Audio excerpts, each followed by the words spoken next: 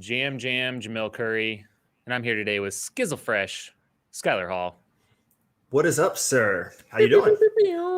We need a sound effects board. I need to upgrade my garland string that's still here from Christmas, wrapped up in my headphones cord. And I actually have a drink today. Oh, snap. Okay. Do you have What one? do you have? Okay. See, what happened was. Oh yeah, what's happening? No. What do you have? Let's start there. It's I have a backstory for mine. It's in honor of the dry January.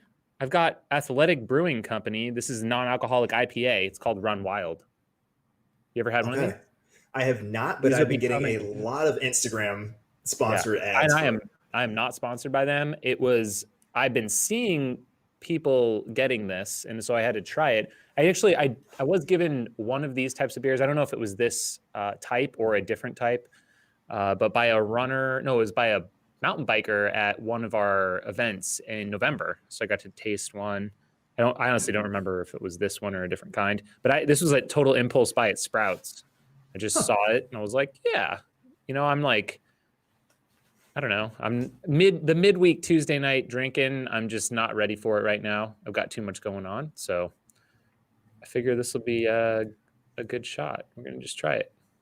I'm not mad at that. No, that's actually, it kind of dovetails nicely with what I'm currently drinking.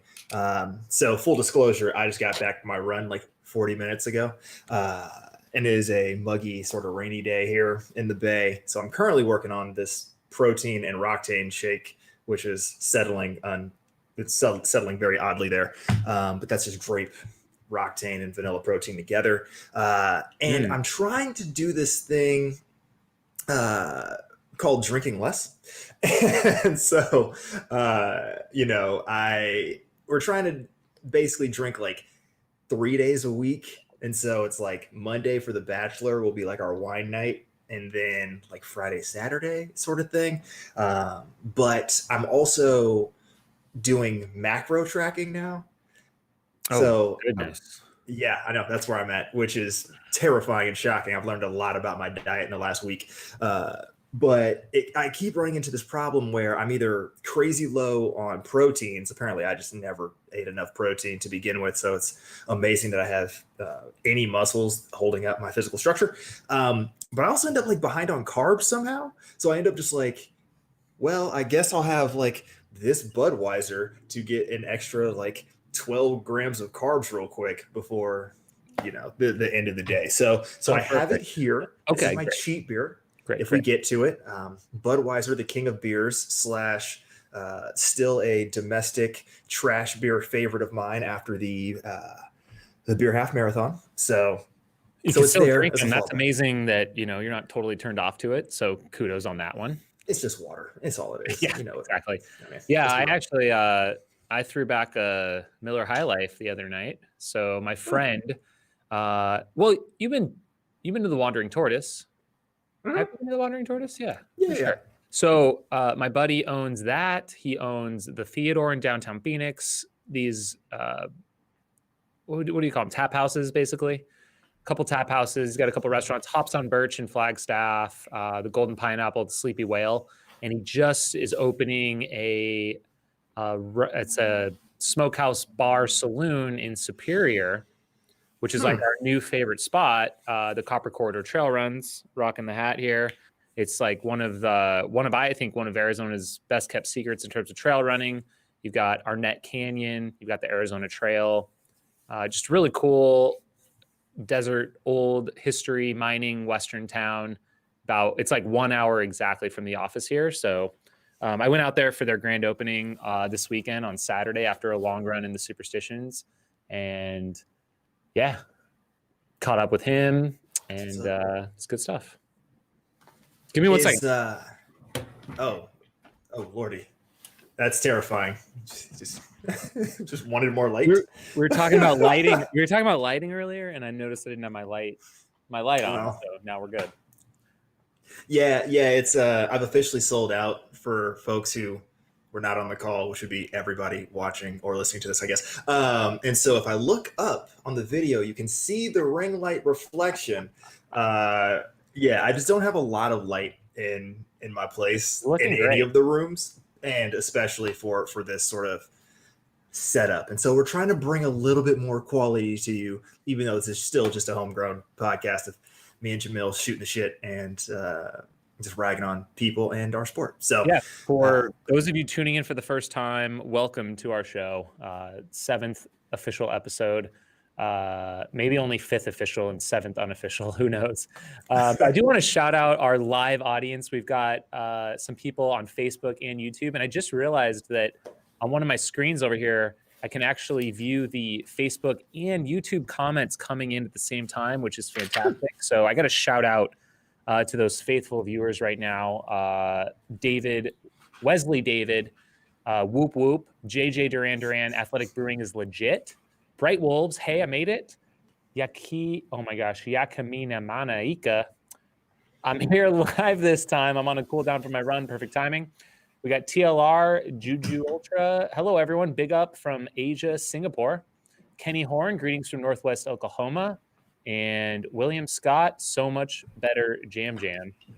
Okay. Oh, with the lighting, probably. And then Brian Purcell is asking, where's Skylar living now? Fair question. Yeah. No, I'm in the Bay Area. So I'm in Oakland, California. That's where I'm at these days. So it's kind of wild to think about, this channel started almost 5 years ago. Like we're quickly approaching the 5-year anniversary. And I was only in Arizona for the first 8 weeks that this channel existed. And then I moved to the Bay Area for work. So we hit it hard. Yeah, those first 10 episodes were just like bang, bang, bang, we bang. got after it. Yeah, man, those were the days. I need to get back on that horse, I guess. Yeah, I mean, it was some of the best shape I've ever been in. And then we just started destroying our bodies for the sake of entertainment. And then I got the hell out of the state. Like, how can I save myself? Oh, let me just take this nice job and get the hell out. So I do miss the very flexible schedule that being an independent contractor when we first started this challenge brought about. That meant we could just film challenges and I'd work late into the night. Don't have that same luxury anymore, which is sort of what jams up our challenge filming schedule. Not to mention, you have a family, I coach, like things have definitely changed in the last 5 years because like that's life. But yeah, we gotta get back on that challenge grind. And based on some text messages you sent me this week, you have one or multiple things in mind to film sometime soon. So for those who are watching and listening and have been harassing our comments or sliding into IG messages, challenges are coming. I have no idea what the hell they're going to look like. So this very much feels like 2016 all over again, but we are, I guess, allegedly going to screw ourselves up somehow. We got to do something. So if you are in the comments, be sure, ask us questions as we go through this. We're going to jump in and tackle a variety of subjects. Skylar loves to bring in I would say, a lot of the track road scene. You're much more tuned into that genre. It's flatter. The flatter stuff. And I think you're well versed in everything, very well rounded. I am on the stupid end of the stick with maybe more mountain running stuff. It piques my interest, but we're gonna kind of banter back and forth about some things going on in the running world this week. And like I said, taking your questions, your comments in that chat room. So we've got a couple more comments here. I want to shout out Alan Stark, Northeast Oklahoma. And we've got some fans of the Unicorn Milkshake Challenge definitely here. People really latched onto that one in a way that I did not anticipate. It was, it's still top 3 worst days that we've ever had in Mountain Outpost history. It's pretty tasty. Kind of miss them for sure. So I don't know what the hell we're in those. Libra Dragon, it's raining and windy in Seattle. I just got in and I'm soaked. We get wet, we get dry. All right. So where do we want to jump in this week?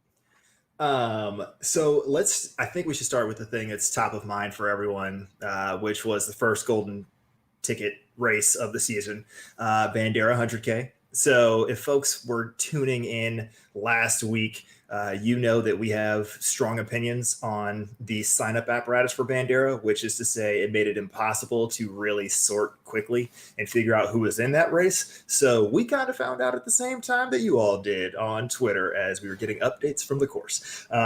So let's dive into that and talk about, who punched their ticket to the 2021 Western States run and any surprises that stood out to you.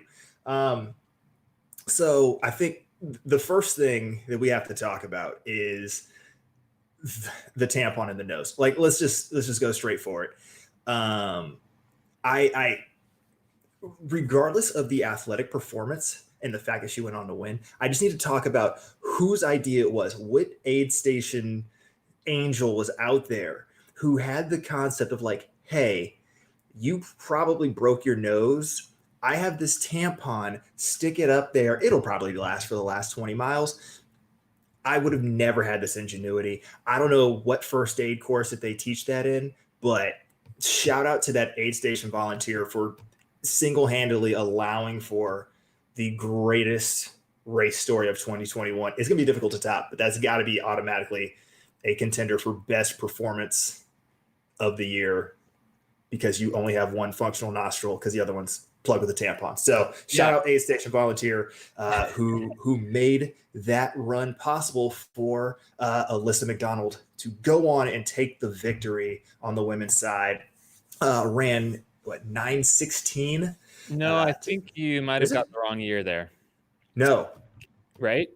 No. Is this Katie Asmuth? Yes. Sorry, my bad. Yeah. See, I flipped where it's all. That was, I think she won the year before in 2020. Yes. I know we still think it's 2020. It's never going to end. But Katie Asmuth is the runner, and she fell and broke her nose. Yes. 2/3 of the way through the race, so like 40 miles in, I'm just going to say. And she says, yes, the story here is she stuffed a tampon up her nose to slow the bleeding and carried on to run the final 35K. She took the win by more than 10 minutes, 9:25. There it is. Yes. Yeah. So, and I don't know that I've heard her name before, but Katie Asmuth, she has a stout resume. I guess it's not super long, but she ran her first 50K in 2015 and then was kind of quiet for a few years. She was second at Angeles Crest 100 mile in 2018 and then first at the Bear 100 in 2019 and second at the I Am Tough 100 miler in 2020. So really coming into her own at the 100-mile distance. So I would say her earning that spot at Western States, no doubt you have to have a lot of grit to win those races. And she should make her way. That's going to probably, she's going to be known at least for this year this is going to be her tale, So we're all going to know Katie's name now in the sport. I guess thanks to that extra little story about grit and always interesting. And it's what's interesting to me is you read down that resume. Those are a lot of like hard rock qualifier races, and so like those are like not just like I went and ran a 100-mile race because I think I'm good at that distance. Those are like insane. So I'm interested to see what she's going to do at a Western States type of event, and then if she's going to be putting her hat into the ring for future hard rock editions, and which one of those she's actually stronger at. Because clearly she's got a whole mental fortitude in a class of its own at this point. I think she'll do both very well. It'll be interesting to see if she excels at one type of race over the other. And she still cracked the top 10 overall with that finish there at 9:25. Second place on the women's side, Erin Clark. I will go ahead and say like young buck. I think, showing up, lists her at age 26. I have no idea what her backstory was before this race, but to slide in and snap up that second golden ticket to the big dance at Western States, very strong showing for her. This is your umbrella. So I'm sure you're digging in ultrasound. How old is she? 26. 26. I'm trying to see an ultrasound. Is it ERINCLARK? That is correct. There's a lot of Aaron Clarks out there, a Yeah, that lot of sounds different ages. So it's really, there's like 10 of them. So we're not really sure her background or which Aaron Clark she is. She could be the one that got 12th at the Yeti 100 mile, or is there's a 44-year-old Aaron Clark that has like a huge list. So I have no idea. I guess time will tell. Yeah. Uh, On Ultra Running Mag, she has two results listed: this okay. Bandera result, and then the I don't speak Spanish. We've been over this before. El Vaquero Loco. Vaquero Loco. There you go. 50K in 6:16 for 8th overall. Let's dig into that. That was a race that was won by Lauren Davis in 5:12 on the men's side. So not the fastest 50K, and she won that last year, August 1st. Right there, yeah. So basically, it has one result on Ultra Sign Up, and then has her Western States that she's in it. So it'd be a bit of a wild card. Looks like probably first 100-miler jumping on up. Pretty cool. What's the worst that could happen, right? So that's pretty much how it shook out on the women's side. Third place was Emily Hoggood, 9:56.52, so just 20 minutes behind Aaron there. So a little bit spread out on the women's side, but still definitely competitive at the pointy end of the race. But on the men's side, another I'm going to go ahead and say surprise. Ryan Miller taking the victory in 8:10.08 in his first ultra ever, which apparently is just a thing that's happening nowadays. The Olympic marathon trials qualifier, I think he qualified for the trials in like 2:14 and change, and then comes to Bandera, and it's his longest run ever, and crushes it. Absolutely, winning by 3 minutes over Cody Lind in 8:13. So two pretty spry folks. One that we've seen on the block for a little bit, and another one out of nowhere, both punching their ticket to Western States. Yeah, that's awesome.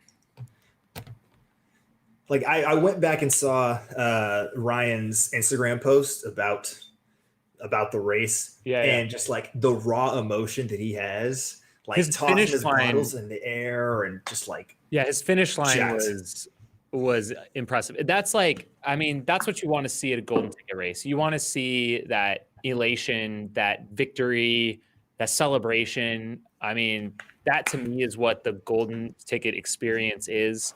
And I know that term is being co-opted for like the backyard stuff now, but it's pretty cool to see, to punch a ticket, to get into, the world's oldest, kind of most famous 100-miler out there, Western States. It's a great story.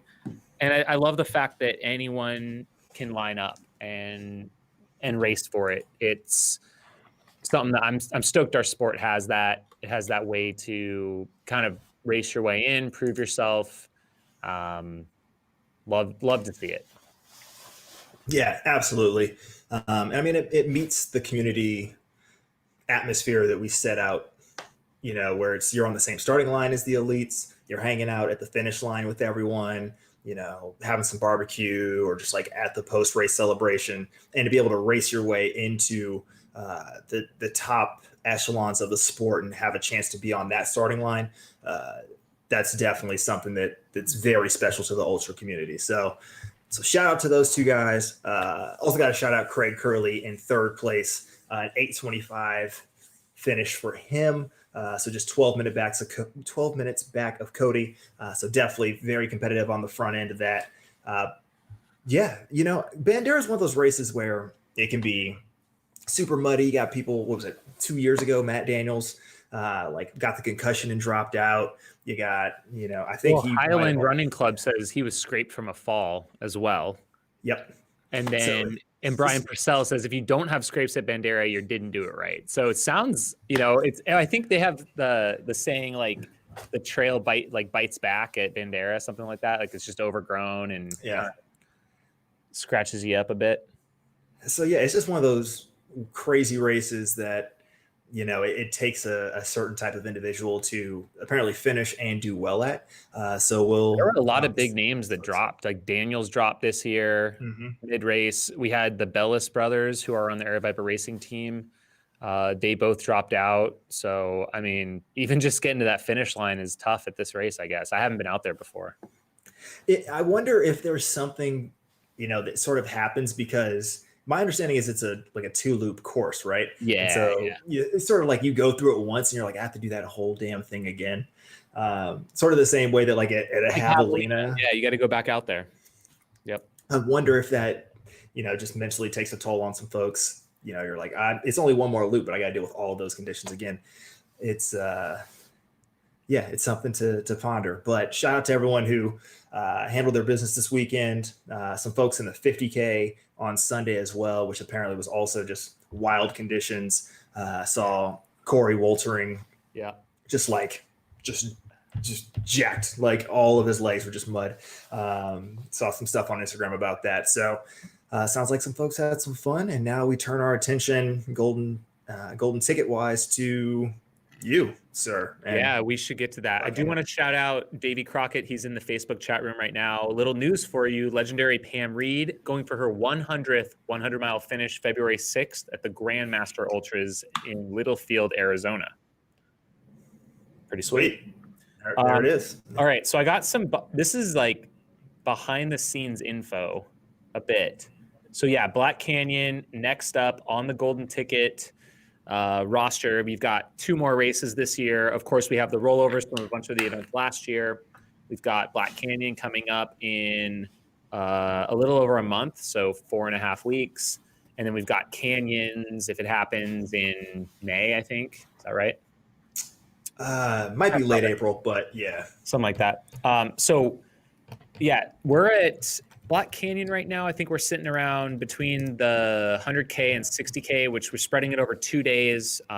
Wave starts, so there's going to be 50 people on the track at one time, starting spaced out on the track there, heading out in like 15-minute increments. And we've got 700 between the two so far. It's still open. You can still register. You can check out all of our COVID protocols there. We put out an elite wave request because we didn't want to miss anyone, right? We want to make sure we get all the dark horses, everyone to jump in. And I mean, so we got like 400 something people in the race right now. Guess how many people have requested it and like submitted their resumes? 126. Damn it. 80. Still impressive. No, still a lot. You guessed way over, like 300. But 80 people. And I'm like scrolling through this list. It's like it's an impressive list of people. Like the very first one here, Michael Eaton. He's a track guy. 1 mile personal best, 409. 5K best, 1351. 10,000 meter, 2841. Marathon, half marathon, 103. Marathon best, 218. Pretty sweet. Really covered the bases there on. Hey, what sort of information do you want for a 100K race? Let me give you my. Give us like one to get like 103 half marathoner. Okay, right to the front of the line. Oh, we're fine. He's done 150K so far. So, anyways. All right. Yeah. So I just pulled this up. So former University of Louisville athlete, looks like he was let's see. Yeah, he ran a university. Did qualify for NCAAs in the 10K. Didn't have the greatest day there, but otherwise, yeah, that 10K PR 29:14 set it the East prelims back in 2011. So maybe one of the folks who tried to do the track thing for a while right after college and slowly moved their way up, um, often like we see in the American system. So we'll see. Yeah, I haven't seen him in. I He haven't seen him in was ultra he system. ran he ran 218 at the trials in Houston in 2020. Which wasn't the easiest course. So take off like 2.5 minutes there. So he's really like a 215, 216 guy. Yeah. Cool. I'm We'll just see gonna what you kind of got. go through some of these other ones. We've got Ben Koss, golden ticket winner at the Gorge 100K in 2017. He's been top 10 3 times at Lake Sonoma 50. Seth Ruling, JFK 50-mile champion in 2019. Mark Lavison, 1852 at Western States, 1808 at San Diego 100. We've got Alexander Pollock. He's a college runner, 240 marathoner. I mean, you never know, like someone like that. Oh, Devin Yanko. She's put her name in the hat here. Justin Grunwald. Let's see. We've got Callan Khan. Yeah, the one of the FKT or performance of the year candidates. 2020 50K Road National Champion, 2020 50-mile Trail Championship, third place, Portland Marathon Champion in 2019. Jesse Cardoza was top 10 at Black Canyon last year. Connor Fisher, he's a collegiate guy here, 14:06 for the 5K, 30:09 for the 10K. I don't know if he's running ultra, 52 for the 10 mile. So you love to see it, right? People are really just shooting their shot right now. This is all Scott Fauble's fault. He went on like Sidious Mag Pod or something like that and said Really? if he wanted to, he could take top 10 at Western States this year. And now we got all these flat guys who are like, yeah, all right, cool. Well, if he's not going to do it, then let's go for it. One of the only ways in, right? I mean, yeah. Unless you want to dedicate yourself to running a qualifier every single year to bank your tickets. So right. Might as well shoot your shot in one go and see if you got it. In a year where there's not a lot of racing and you probably just have been building your base for the last 6 months. All right, why not? There's got to be some other good ones here. Let's see. Nick Hilton. Why does that sound familiar? He's a marathoner. Flagstaff. Okay. Yeah. Some of these aren't formatted well. 2018 and 2020 Walt Disney World Marathon winner, 217 and 222. 2016 and 2020 Olympic Marathon qualifiers. Oh, he was a pacer at the Marathon Project. He was a women's pacer and ran 226 comfortably. So he's in shape. That's good to know. Yep. Let's see here. Yeah, so we got some. Oh, it looks like we've got a Olympic marathon trials woman, 242 marathoner, also Spartan champ for the trail half, I guess. Looking to qualify for Western States. So, it's going to be good. I don't know if we want to go through all these. Callie Demerjen, who was third place at Javelina 100. We got another first place at the Georgia Death Race last year, I guess. So, yeah, it's going to be good. I think I don't want to drone on forever here. We'll definitely, I'm sure we're going to get more entrants. We already talked about Jim Walmsley being on the list, so that'll be something to watch. It is post Carbon X. Ooh, I've got some Carbon X2 news. We did already talk about that, right?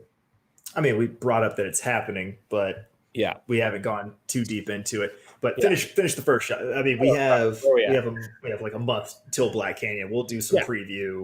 We'll get more to Black Canyon once I think the the lists consolidates a little bit more, and we kind of figure out and can do some analysis to kind of give you guys maybe the top 10 favorites, men and women, as we kind of build up there.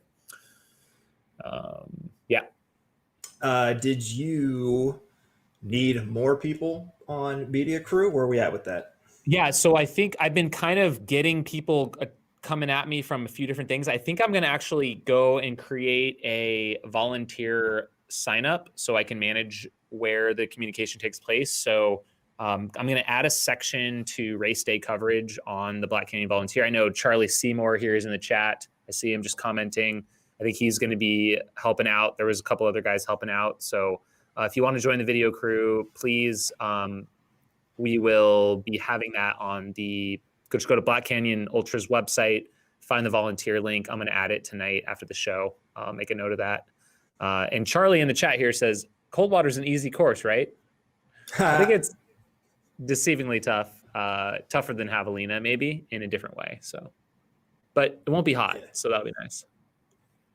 If I remember the course correctly, Coldwater is the one that has that like crazy steep hill that's like half a mile long and rocky as hell. I mean, I guess that describes like half of Aeroviper races, but yeah, I mean, I wouldn't, I don't know. Well, I don't know if I'm a good judge of crazy steep, but yeah, sure. There's a climb. There's a couple climbs in there for sure. And it's definitely can be rocky in some places. To me, it seems smooth, but Kevin Hatfield says it's pretty flat, but damn rocks. Probably sums it up nicely. Cool. It's the desert. I mean, you're going to have rocks. You're going to have some hills. You're going to have some sand and all the above. So I'm jumping into the 50K, by the way, 52K. Oh, cool. So I'm going to race my way into shape. So my brother's running it as well. So that'll be sweet. Right on.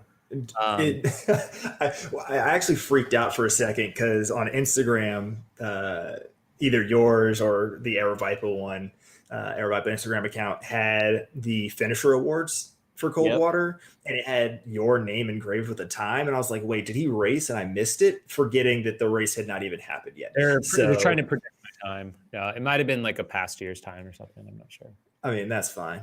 But yeah, no, that should be exciting. So we'll be sure to Strava stalk you this weekend and see how you did. Make sure that I'm doing it and make sure I hit like 80 miles for the week. That'd be great. Cool. I had a pretty cool adventure. I filmed a Steep Life episode. I did the half of the Superstition Ridgeline Traverse with my brother on Saturday. It was super fun. You climb up the Flatiron and then you're across this ridge top. We didn't go all the way because it requires a car shuttle. Instead, we dropped down and looped back for it was like 19 miles, but we're out there for like 5.5 hours. A lot of burnout up there. They had some crazy fires. So it's like all kind of charred and just ash everywhere. Kind of sad to see, and we just haven't had any rain. So there's been no regrowth yet, but I'm sure once it rains, probably have some epic mudslides and then some stuff will regrow again. So I don't know. Yeah, we have very different training going on right now. It feels like I did a long road climb that was 15 some odd miles. Well, I can say road loop. It had like 1,600 feet of climbing. It was just like into the hills of Oakland, but it felt like hot death, and we probably equally suffered on that. So yeah, I think we're both getting in shape, buddy. This could be. Yeah, this could be our year. I resubscribed to Training Peaks. Got my weekly goals. I'm trying to build my plan. My brother is my accountability partner. Maybe this podcast is an accountability partner. Get me through the week. And I went out and got my 3 miles in today. So maybe a little bit less than I'd hoped for the day, but we got a long run this weekend. So it's going to be good times.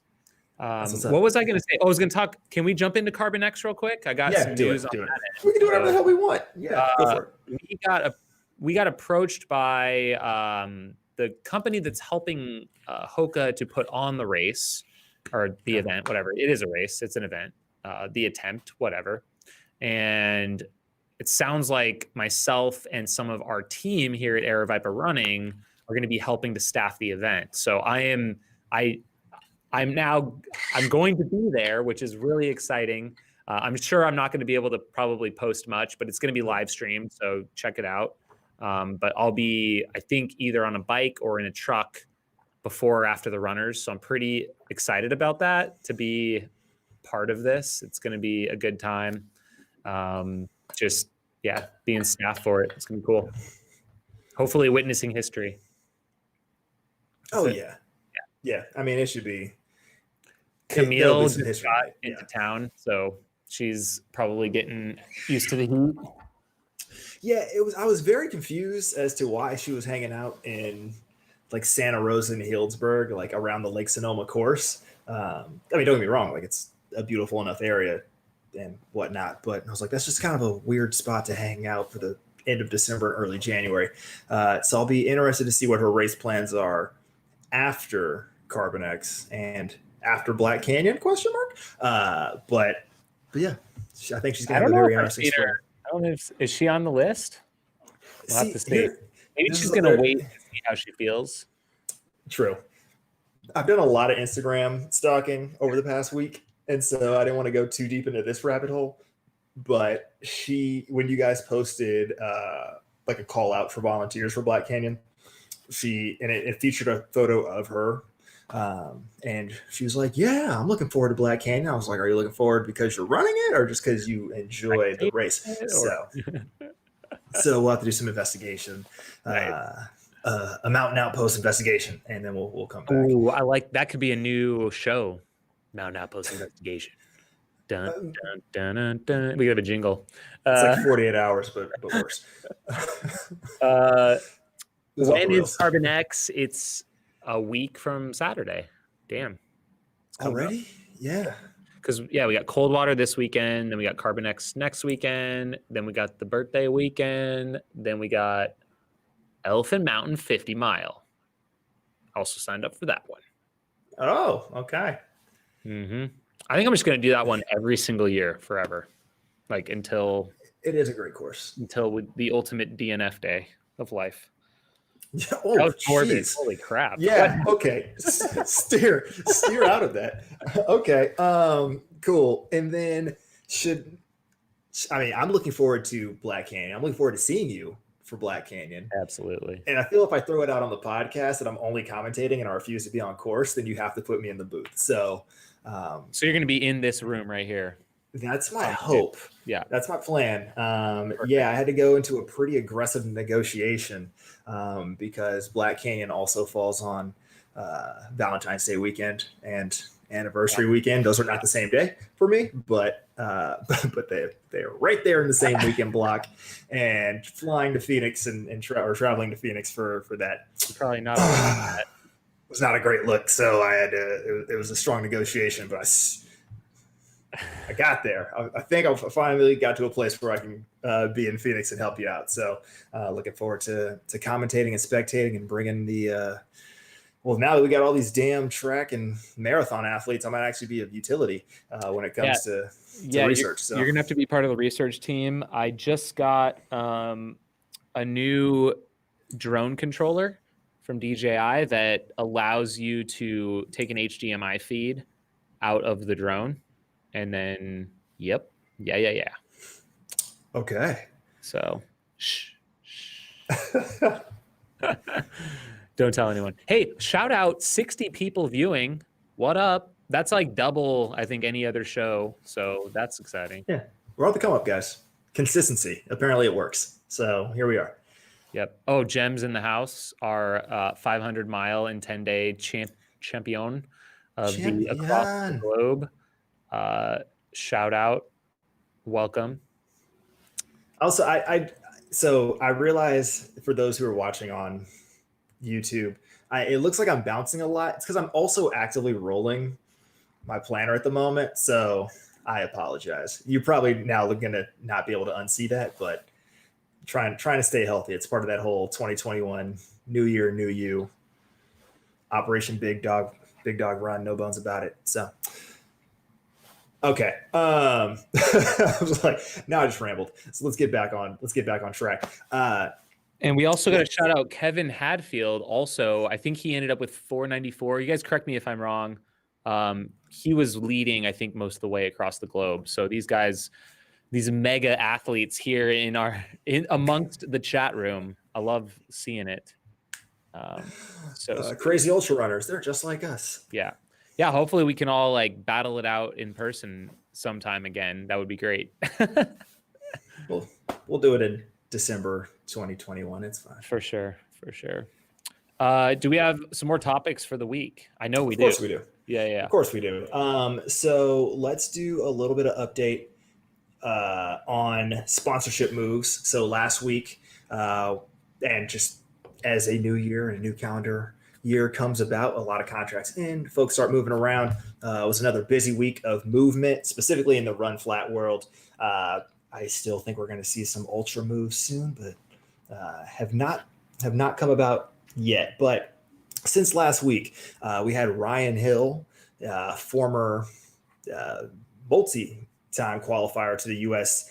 Championships in the 5K, left Bowerman and Nike, heading over to Flagstaff and to join up with Hoka NAZ Elite. So it's another get for Hoka and for the crew in Flagstaff specifically. Talked about Aisha Pratt Lear, the Under Armour athlete. Allegedly, we're hearing rumors she's going to be signing with Puma. Same thing with Molly Seidel. Still waiting for that Puma news to drop. So, Puma, who has not been doing much of anything in terms of distance running, other than like Usain Bolt and the Jamaican sprint team.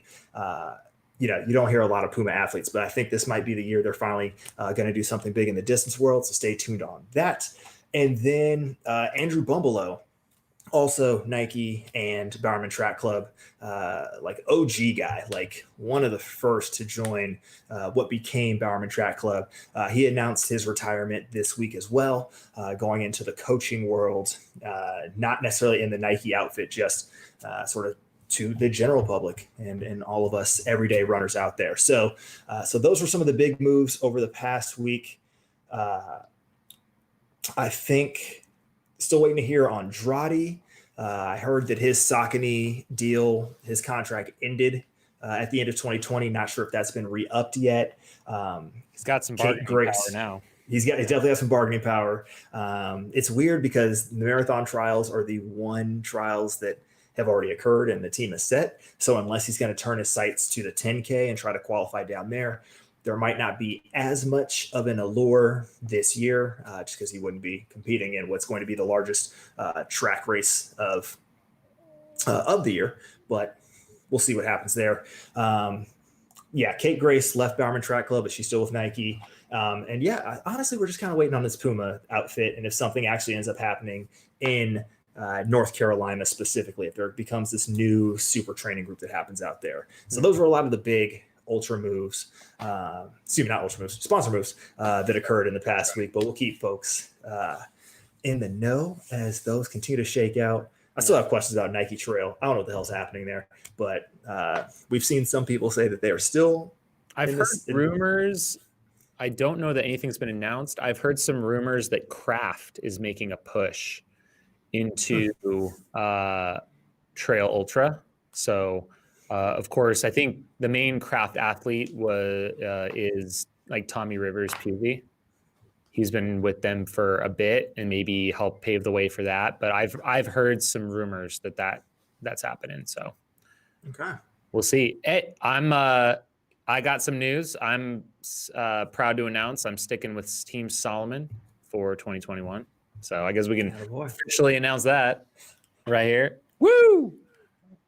I wonder Gary how Robbins also. I saw that.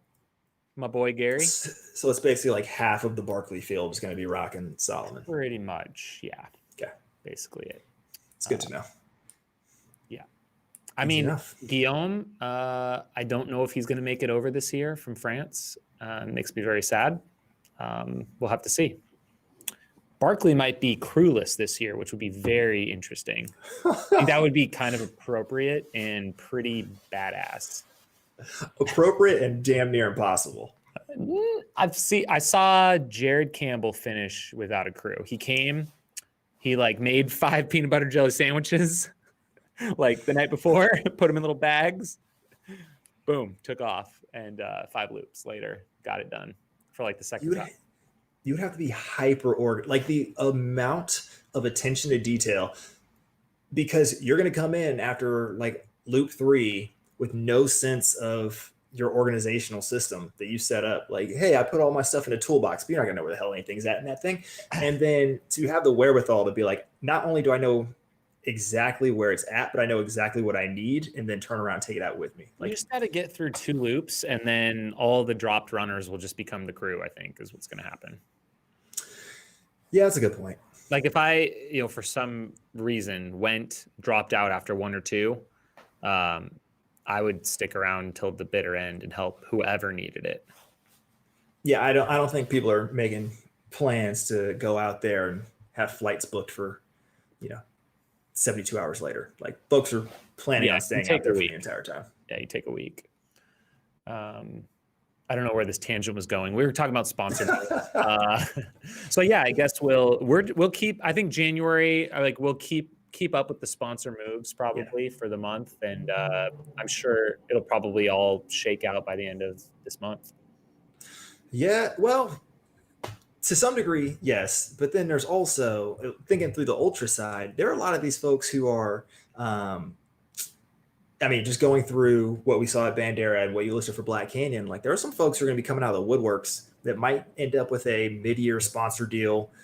Maybe it's only like product or something, but thinking of the Mako Nike signing like just before Western States, we could see something very similar in the ultra side. It just kind of depends on what these shorter distance folks moving up, what they accomplish.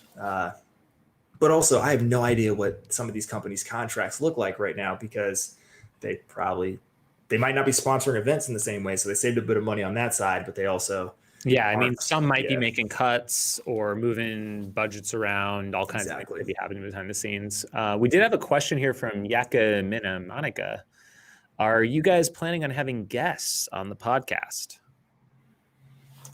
See, when you say planning, that assumes that there's a lot of forethought that goes into this. And that doesn't exist. So I'm not opposed to it. But we've also planning we've could exist. Literally never talked about it. But what do you think? I think that could be fun. Yeah, I'd be down. Yeah. I think, this all started as an opportunity for like me and you to catch up. Yeah. And we just sort of like cover important things that are happening, or at least things that we think are important, just because we need a through line. Otherwise, it's just people watching us banter about our respective lives, which serves a purpose, but might get boring for folks. So yeah, we can get guests on. I'd be down for that. Sure. I guess, who do you guys want to see? What guests do you want? It kind of makes sense. Like, if we got someone that was, there's something interesting that went down, some controversy, or they want to start a controversy. Like, I'm down to start. Come on, state your beef. Let's start a war. No, I'm just kidding. I'll tell you the top 3 running YouTubers that I cannot stand, and like, let's just no, I'm just kidding. Let's not start that. To more. Let's not start that. The private post show, or we talk about that. No, people know how I feel about individual personalities. So no, sorry. The way I said that made it sound like that was also directed at specific YouTube people. No, my friends know that there are just certain types of personality individuals. When they present a certain energy around me, I'm like, I can't deal with this for long periods of time. There's only like 3 running YouTubers, so we already know who they are. So there really isn't. There's so much new YouTube content where it feels like. Well, I was checking out. I was digging in after last week's show. You were telling me about all the bunch of people that I had never really watched before. So I've subscribed to some new content. I somehow ended up on Ali Ostrander's YouTube channel, which is fairly new. It's fairly new. Yeah, 4 videos in. She started dating the Athlete Special, and like, that's right. And now they're all vlogging. So here we go. Nancy Hobbs says, if a record is set at Carbon X, guest time. Yeah, it's like we'll be like 100th in line probably, unless we can get them on right afterwards. It's gonna be like everyone's gonna be wanting them on their podcast. Yeah. There's also a consideration here that, Mountain Outhouse News is still going to come back. Are we talking about that now? I'm going to record the first episode of 2021 right after this show. So there you go. And you put it out there. So no, I didn't put the timeline on it. You did, but which I just, was going to say that, in my mind, because this is a thing I think about on my runs before the pod, is like, I don't want to necessarily step on what the news program is going to be, even though obviously we'll touch on some of the same topics, as well as many more in this long form, because we have 6 times as long to chat. But I think of like Outhouse News is like your bread and butter cape. Yeah, it's like the very tight tin like news program you see on your network TV, and then the podcast is like cable news without as much slander. So like it's the long form, more opinion based. Like we'll bring out some facts. We could evolve to have more slander as time goes on, though. Yeah, that's what we need. That's what we need to introduce, more hate in this world, because that's what we've been missing. I think our guests, I think the benefit to guests is we can reach new audience, right? Like if we were able to get these, if we were talking strategy here, we would get other running YouTubers as guests. So like Ali Ostrander, or who's the guy that you turned me on to that has the popular vlogs, the guy's in Phoenix right now training for training camp. Morgan McDonald. That's right. Like we would get him to jump on and we would talk about, I don't know him that well, other than I saw his vlog and he's kind of funny. He is quite entertaining. Which also, we didn't talk about this, but that vlog about the fact they have a training camp verified the Instagram stalking that I had done earlier this week. So just so we're all fully clear. Apparently. So for those who aren't in my and Jamil's text chat, we were talking about runners who are currently training in Phoenix, like in training camp or just like to get away. And like, somebody posted that they're running on the canal. Like these are just things that we look at the photos and know exactly where that person is running. So we were going back and forth on that. And I was like, okay, you had said somebody from Team Boss. I forget exactly which one it was. But you're like, oh, like she's running in Phoenix right now. And I pulled it up and then I saw her story and I was like, oh, but then she sent this donut cake to another team member. And that guy who's in the photo there is like the boyfriend of this other team member. So I think like the entire training group might be in Phoenix. And like, it was like 4 levels of Mountain Outpost investigation. I guess that was the first edition. And then of course, Morgan McDonald drops the vlog like yesterday or today that yes, they are indeed doing a training camp in Phoenix. And so I was validated. They're getting away from Boulder, right? That's where they train. I'm trying to like get all the different families of runners and houses, the track houses. And we're going to form these ultra houses. Well, not the ultra house, but that already exists. Ultra. Kofuzi is a run flat, stay low YouTuber. That would be a cool one. He does. Okay. Yeah. You know him? I don't know him, but like I'm familiar with him. Stuff. But he does a Monday mukbang and eats random foods. That'd be funny to bring him on and we could do one. That'd be great. That could be kind of our jam. I think he's in Chicago?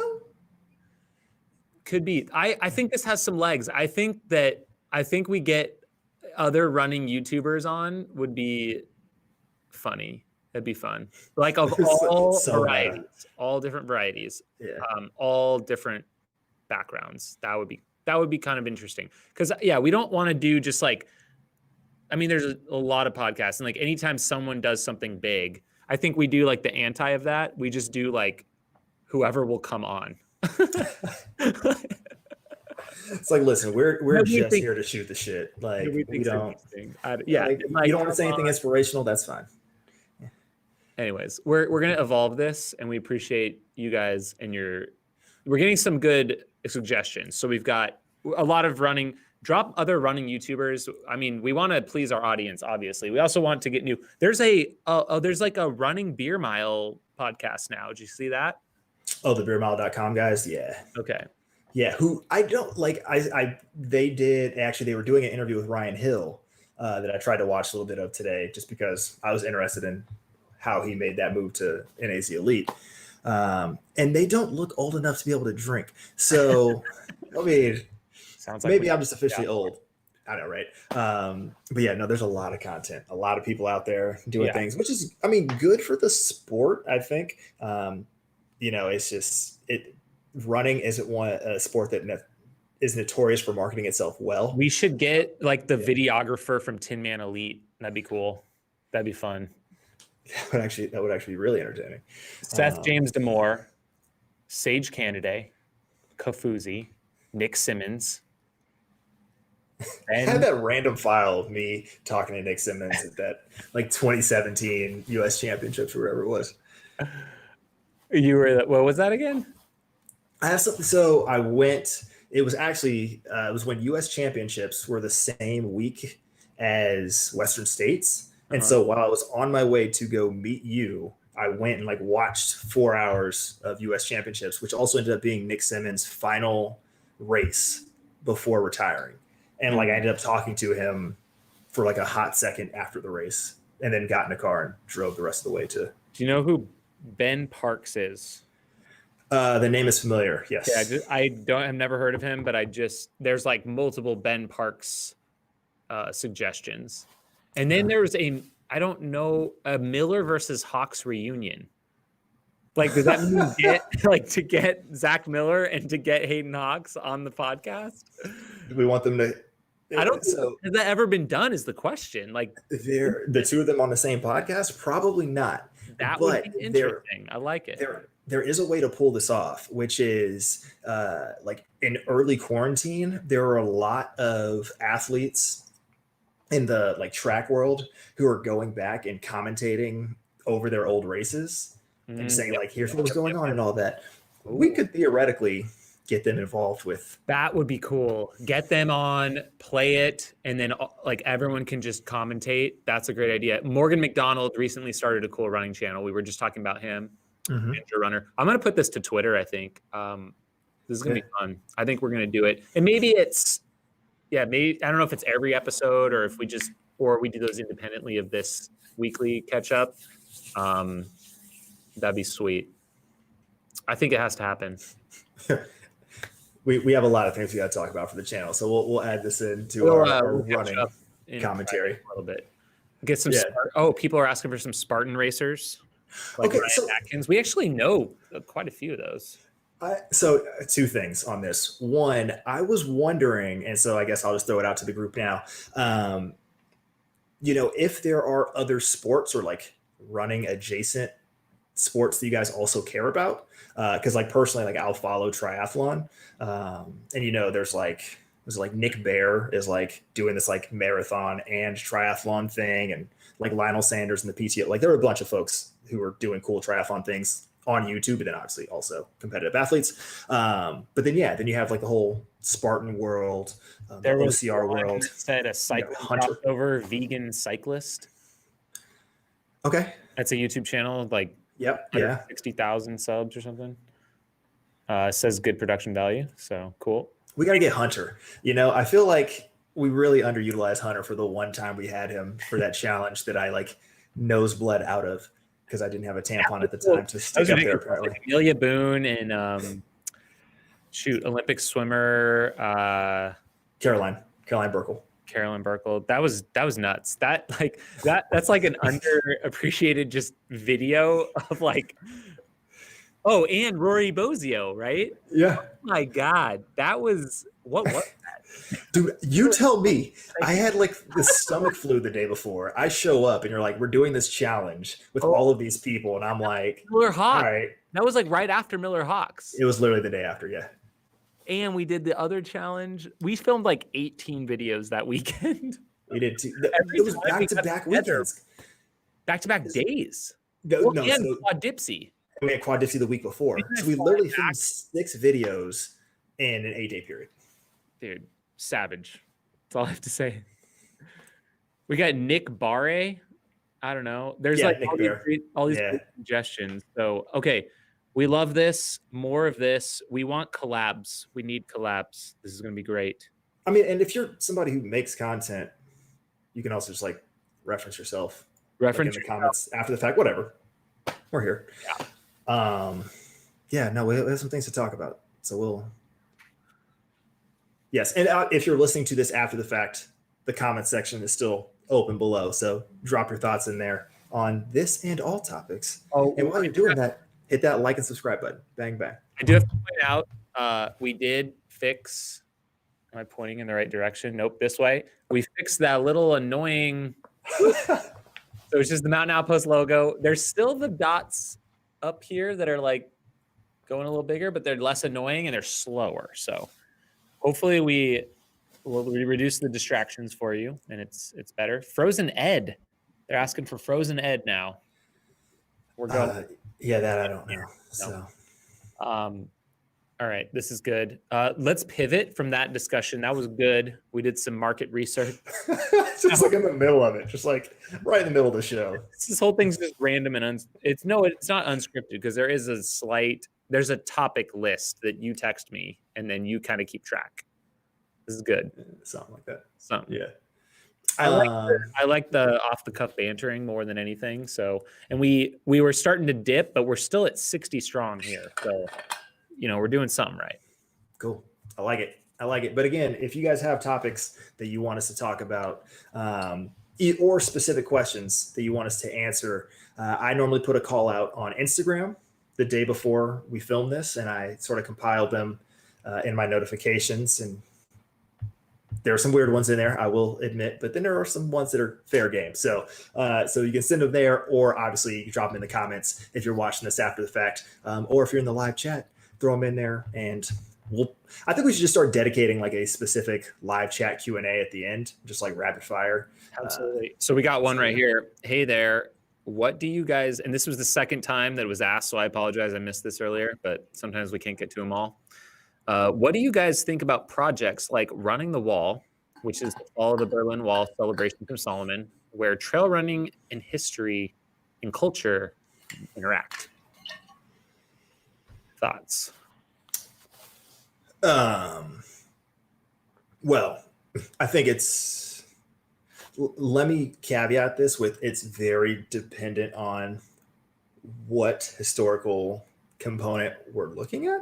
But I'm always going to be a fan of understanding history and its impact on current events and how we've come to be in our respective communities. So if it highlights those sorts of things in any way, shape, or form, I'm for it. If it's just like, let's go run the Great Wall of China for the sake of running the Great Wall of China and to say we did it, I'm not going to have as high feelings about it as, hey, like, let's learn about how, the Berlin Wall came to be, and like there's like a tie-in, you get like educational materials. If it's going to be a promo video, you have like actual educational snippets like dropped into to the larger media component and enterprise. So yeah, I'm a fan of all of that. We don't do a ton of that. Well, that's not true. I think the old Solomon TV videos or episodes were pretty good about this. So like the history of Mount Marathon, for instance, like that's when it jumps to mind. I mean, Solomon, the whole Solomon TV, that's always been about storytelling, and they, whether it's like the Kroger's Canteen, they're kind of diving in deep to that. So they're trying to pull in other stuff. I think it's great. I think it's awesome when you can kind of cross over with trail running and how it impacts, people's lives or making a difference in some way. I think it's great. We all love, like the highlight reels and all that kind of stuff, but learning someone's story, learning history and past and culture, I think I'm all for it. I think we need more of it. Yeah. One of the things that we need to actually work on is, so President Jonathan Nez of Navajo Nation, every year they do, this year obviously being a bit weird, but every year they typically do like a run across the nation, which is supposed to highlight diabetes and its higher impact rate on American Indian and Native Alaskan populations.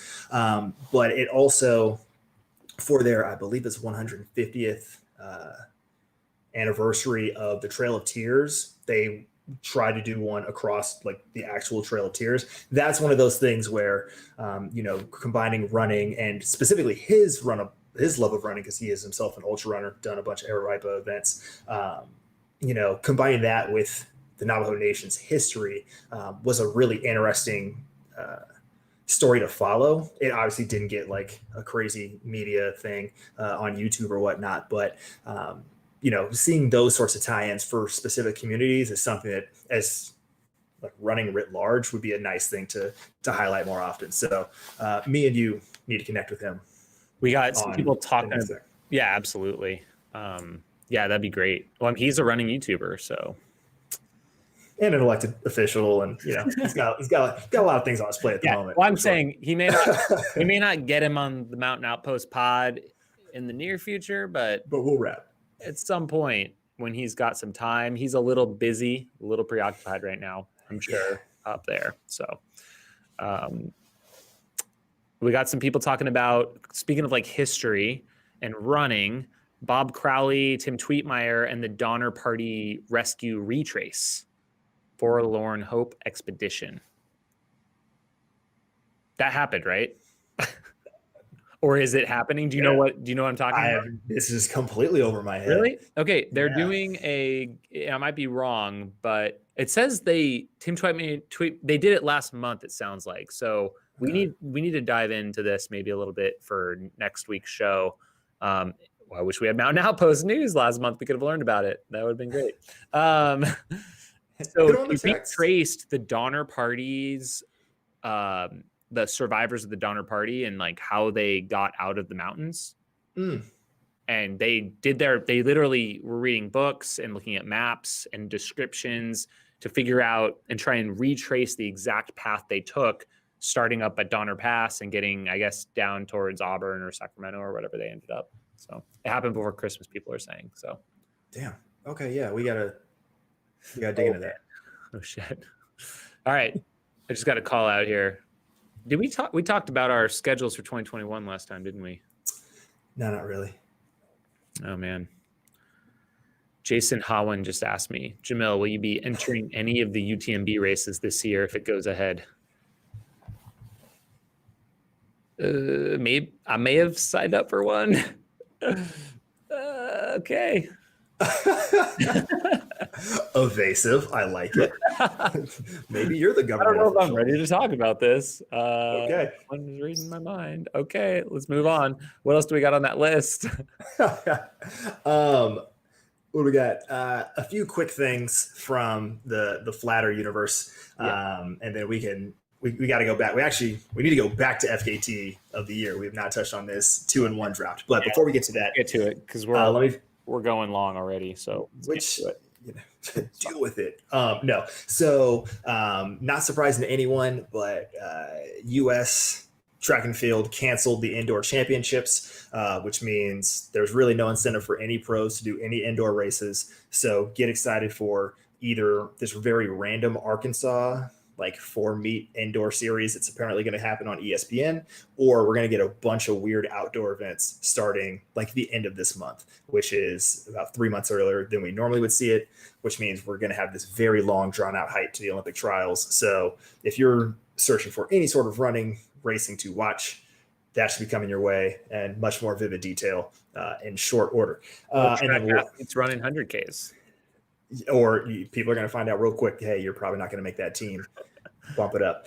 And then the last thing, we got to dig into this. And by we, I mean, I'll find more stories about this. But apparently, the IOC, it's the International Olympic Committee, and WADA are talking about disbarring the U.S. Olympic Committee, or putting them under increased sanctions, because apparently Congress, in passing some bill in 2020 to strengthen oversight of the Olympic Committee, overstepped the bounds that the International Committee has outlined.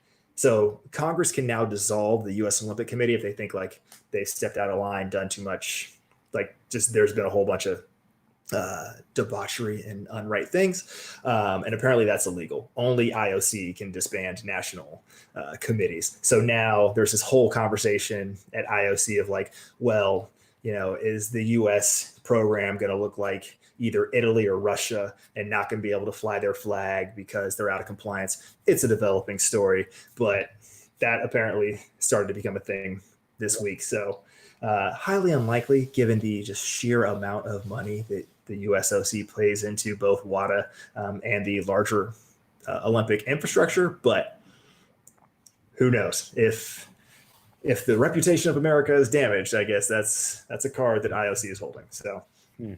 That's it. That's the whole list of things that I had texted you about. We'll talk about Trial of Miles next week because we'll get into the finals of that. But if you have not been following the Trial of Miles, it's like FKTs, but only 4 miles or shorter, and bracket style championship racing. So we'll delve into that. But we got to talk about FKTs because those are done in terms of the FKTs of the year. So, sir. Last week we went through 5, 4, and 3. Yep. We now have 2 and 1 announced. Enlighten us. And I'm going to pull those up right now because that's what happens on a live program.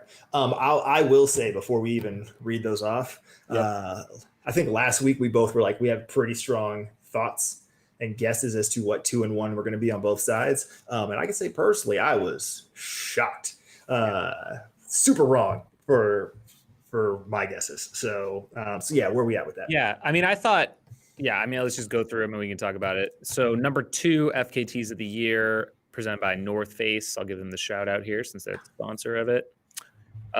Sabrina Stanley for her supported Nolan's 14 FKT.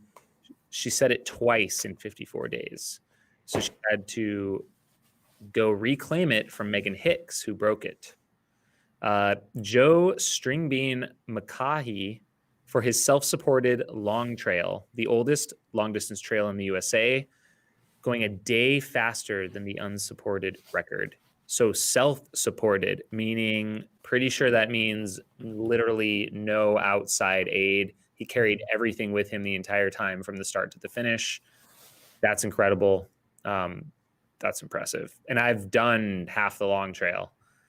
And it is tough. It's no joke. Tough up there in Vermont. Goes across the state of Vermont. And drum roll, our FKTs of the year winners. Kelly Halpin for her unsupported Wind River High Route, 97 miles, 30,000 feet of gain, 65% off trail, kind of rock climbing, essentially, exposure.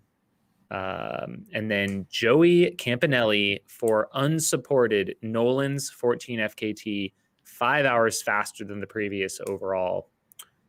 That's impressive. I think he just destroyed it. And Nolan's has been getting faster and faster. It was kind of like what Barkley is, where the guys that would finish Nolan's were just barely under 60 hours. Oh, Kevin Hatfield says I described unsupported. Okay. I could be wrong then. Self-supported versus unsupported. There's a debate. Self-supported means he could have placed caches out there. Okay. I stand corrected. Thank you, Kevin. Yes. So Joey Campanelli, 5 hours faster. And yeah, I don't know what else to say. So who did you have? Who is missing on this list? All right. So I listen, I'm not a voter and I'm just a guy, but I don't know how. Okay. Not to demean any of those top 5 performances. They're all crazy in their own respect. Full stop. Okay. But we literally had a person who climbed 3 million plus feet of vert in a year on the incline and doesn't even get top 5. Like, how? That is a travesty. Yeah. Like, Greg Cummings, 1,800 inclines in 1 year. Okay. Come on, viewers, give us something here. Is anyone upset about this? Like, the low point of the incline is what, 6,600 feet or something like that. So and it goes up to 8,000. You're just like, all right, cool. Like, I'm just gonna go up and down and up and down that many times in a calendar year. And this is Colorado, so it's not like, hey, it's just like nice, even keeled, temperate the entire year. Like, there's snow, like there's ice, there's all of these crazy conditions. It's hot as hell in the summer too, so don't want to undermine that component. And how does he not get top 5? Yeah, maybe I don't know if it's a thing of like fastest known time. Like people are looking for speed records. This is more of like an endurance record. I don't know, but it's still in the category, right? It's like the most. Are there any other FKT style things that are like the most numbers of something in 1 year? Or are they all more speed based? Maybe that was something that the voters docked. I'm just throwing it out there. I mean, I can see that argument, but it's also half of these FKTs that we're seeing now are just like, let's tag a bunch of things together that are wild. And so like it's a weird Like the challenge. Like the 14ers, or there's the one that was, the 14ers in Colorado, the 13ers in Wyoming or whatever it was, and 12 in Utah. Like I doubt that existed. And then they're like, hey, let's just like make this thing up. And so like at some point, every FKT that's not a clearly defined point to point trail, like all these like circle routes, are generally like, let's just do something crazy for the first time. And then you start going for speed records after that. Like, well, there's also the little like double back on the Dipsy. So they'll do like, as many Dipsies as possible in a row, or as many Grand Canyon crossings in a row. So it's kind of it's definitely kind of a newer part of the sport maybe that isn't as recognized. Oh, now Kevin is getting on us here. He's like Joey, fully deserving of that. Which he said, who would we bump? See, now you got to make me actually pull it up so I can. I know. Okay, so yeah, we had Adam Kimball beating Killian's Tahoe Rim Trail. So would we bump that? How about David Ayala's Sierra High Route? Or Eric Gilbertson for the epic Rocky Mountain Slam? 205 summits, 60 days, 432,000 feet of climb. See, so that's the one where, again, also impressive, but like that gives credence to the incline being like acceptable.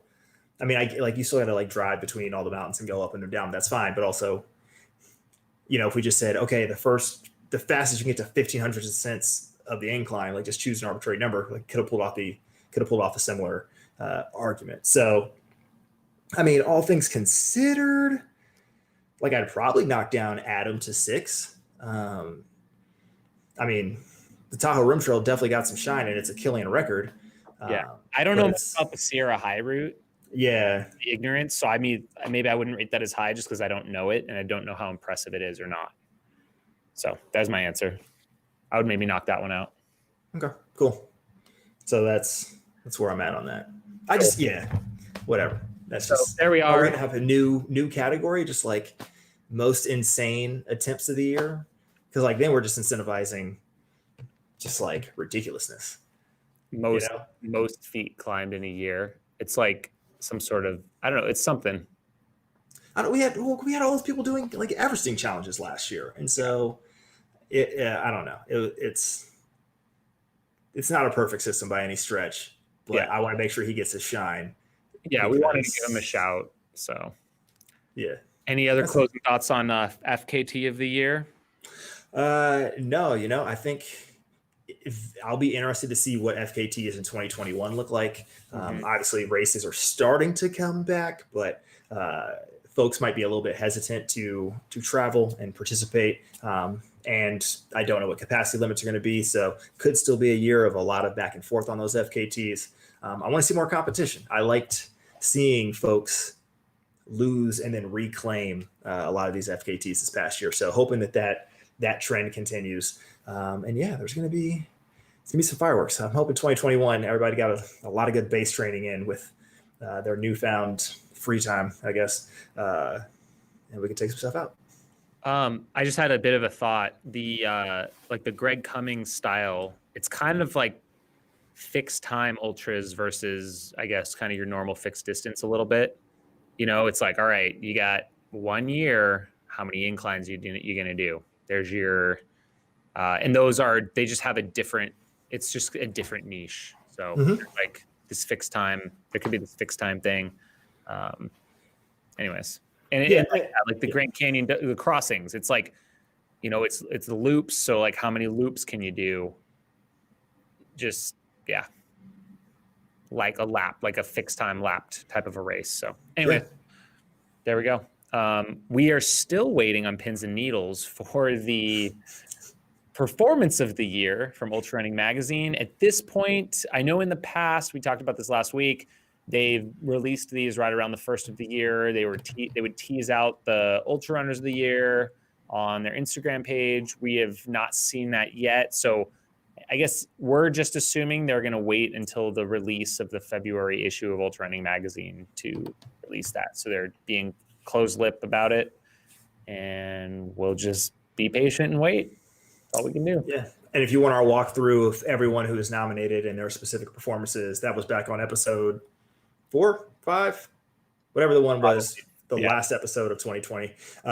So you can go back and listen to that as we went through line by line who was there and what they were nominated for. And then you can make your prioritized list and then be indignant when the performances of the year come out. So, and hopefully we'll have a ultra runner of the year in 2021. We'll see if enough events happen and enough people actually race. So that time will tell on that one.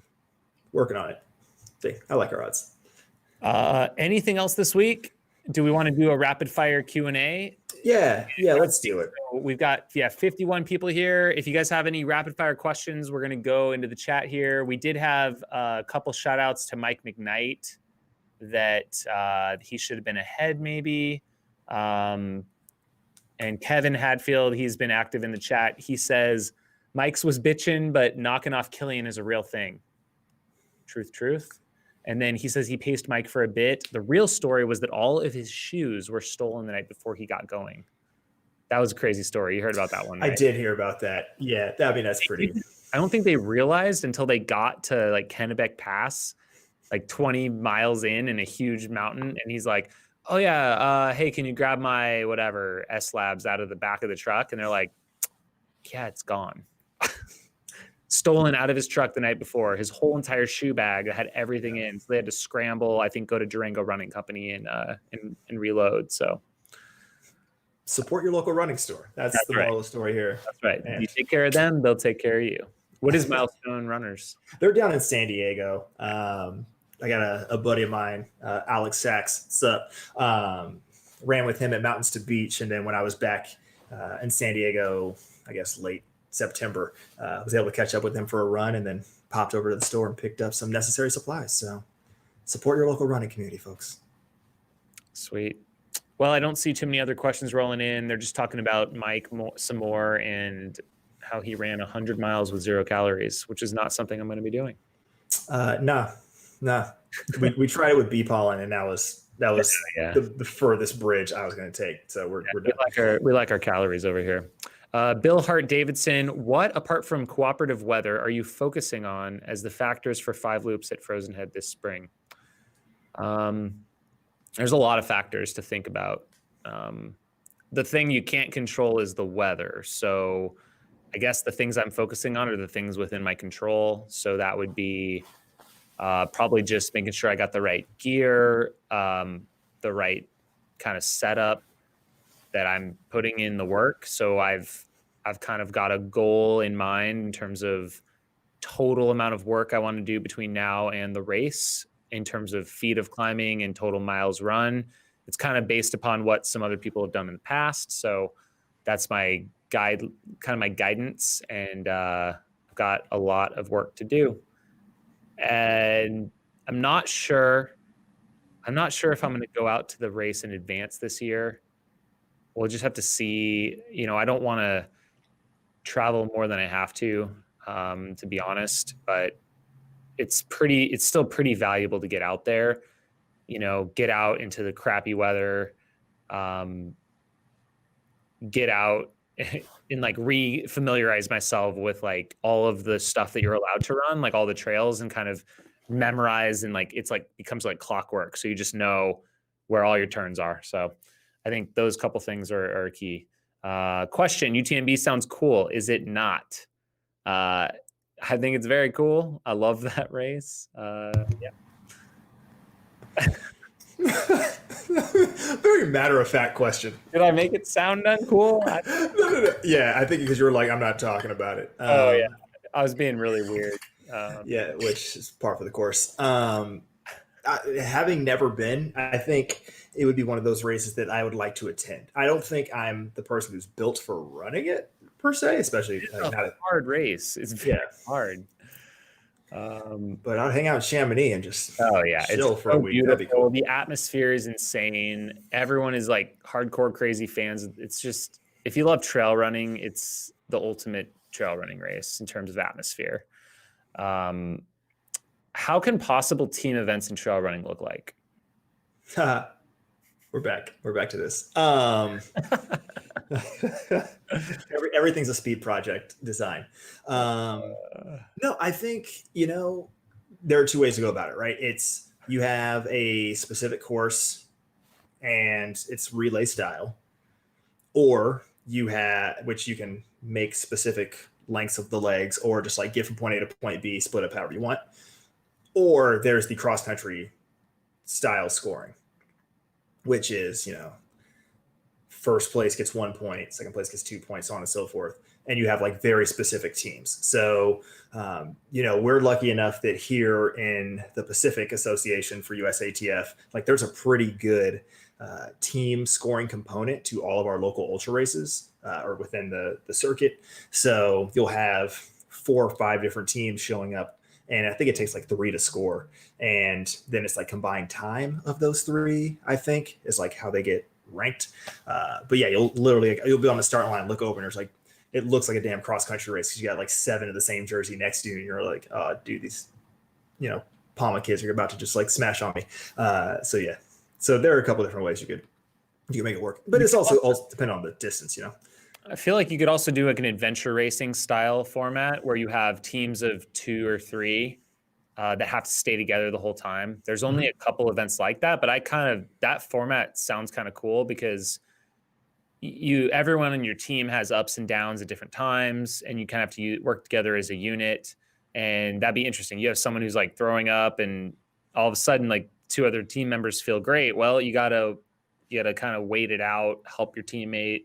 Could be kind of a cool thing. I think Badwater Salton Sea does an event like that where you have 3 participants, and I think you're allowed to drop 1 or something and still could be completed or something. I don't know. Yeah, but you can't be more than like 100 feet from each other or something like that. Yeah, like a tether or something. So it's kind of cool. Yeah. I mean, this would be an interesting question to ask Corey, as somebody who did the adventure race, or at least the one that was on Amazon.